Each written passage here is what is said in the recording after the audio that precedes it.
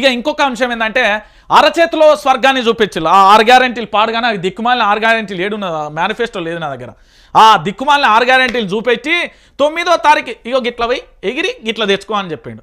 అదేంది ప్రపంచ యాత్రికుడు అన్వేషుడు కాక కెనడా భారత్ లేకపోతే రష్యా అమెరికా అని బార్డర్ నుండి ఇగో ఇది అమెరికా ఇది తెలంగాణ లేకపోతే ఇట్లా అని బార్డర్ నుండి చేస్తాడు కదా గట్లనే గీళ్ళు 9వ తారీఖు గిట్ల పోయి గట్ల తెచ్చుకో అన్నాడు బ్యాంకులో కడిపోయి. ఏడబోయింది నీ బ్యాంకులో రుణమాఫీ? యాడిచ్చిండు ఎవడిచ్చిండు లోన్ ఇచ్చిండు ఒకసారి మళ్ళీ లోన్ ఇచ్చిన లెవెల్లో చూపెట్టామని చెప్పు. ఏమైపోయింది ఈరోజు తెలంగాణ? ఏడబోయినాయి మీ రేషన్ కార్డులు, ఏడబోయింది మీ అభయహస్తం పథకం, ఏడబోయినాయి ఇవన్నీ. ఇవన్నీ పక్కన పెట్టి పూర్తి స్థాయిలో కూడా అరచేతిలో స్వర్గం తూతూ మంత్రం తుమ్మకాయ మంత్రం అన్నట్టుగా ఇట్లా చూపెట్టి తెలంగాణ ప్రాంత ప్రజల్ని మోసం చేసి మొత్తం దాచుకునుడు కాకపోతే మీరు ఏం చేస్తున్నారా మా తెలంగాణ రాష్ట్రాన్ని? అరచేతిలో స్వర్గం చూపించారు. ప్రతి వర్గాన్ని మోసం చేస్తున్న కాంగ్రెస్.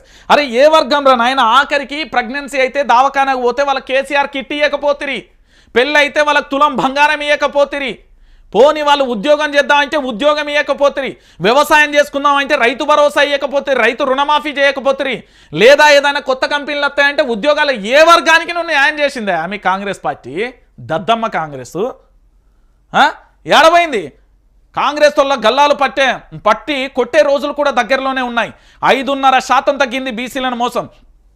రాష్ట్రంలో ప్రతి కాంట్రాక్టు ఖమ్మం మంత్రికి. ఎవరైనా నీకు తెలుసు కదా ఖమ్మం మంత్రి పొంగులేటి శ్రీనివాసరెడ్డికే ప్రతి కాంట్రాక్టు పోతున్నదండి.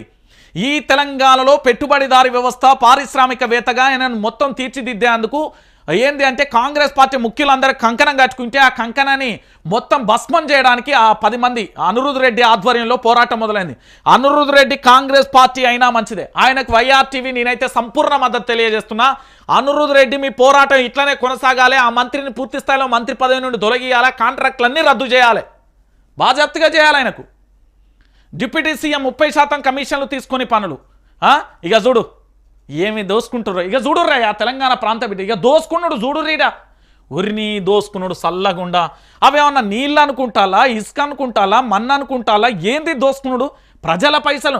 అరే పని చేసినప్పుడు పూర్తి స్థాయిలో ఏదైనా కాంట్రాక్ట్ చేస్తే వాళ్ళ భార్య పిల్లల మీద ఉన్న బంగారాన్ని భూములను కుదోబెట్టి 10 రూపాయలు 20 రూపాయలు ఇంట్రెస్ట్కి తెచ్చి ఆ మిత్తి డబల్ అవుతా ఉంటే కనీసం అవి గట్టలేని పరిస్థితులలో కాంట్రాక్టర్లు ఉంటే ఈరోజు ఏంది అంటే 30% కమిషన్లు తీసుకొని పనులు చేస్తారు. సిగ్గు అనిపిత్తలే తీసుకునే సన్నాసులకు?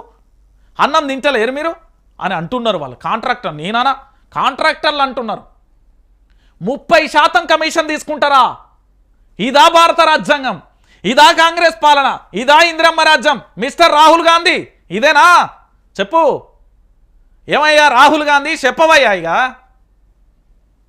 మళ్ళా పూర్తి స్థాయిలో వరదలలో చిక్కుకుంటే సోయి ఉండదు కానీ ఎమ్మెల్యేలు బర్త్డేలకు హెలికాప్టర్లలో పోతున్నారు. ఖమ్మం ముఖ్య నేతల సమావేశంలో కేటీఆర్ వ్యాఖ్యలు అంటూ కూడా చెప్పిన పరిస్థితి కనబడుతుంది.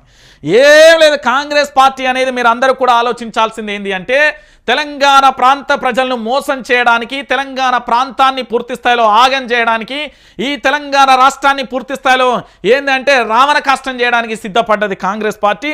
ఈ కాంగ్రెస్ పార్టీని పొలి మేరలు దాటి తన్ని తరుమురి. లేకపోతే నేను చెప్తున్నా మీరందరూ రోడ్డు మీదకి వస్తారు, వాళ్ళు పోయి ఊళ్ళల్లో ఉంటారు, మీ ఇష్టం. నేను మళ్ళా చెప్తున్నా ఈ కాంగ్రెస్ పార్టీ వద్దు అంటే వద్దు ఈ తెలంగాణలో. నేను చెప్తున్నా కదా కాంగ్రెస్ పార్టీ మనకు వద్దే వద్దు. ఈ కాంగ్రెస్ పార్టీ వచ్చిన తర్వాత బాగుపడ్డోళ్ళు లేరు, ఏమీ లేరు.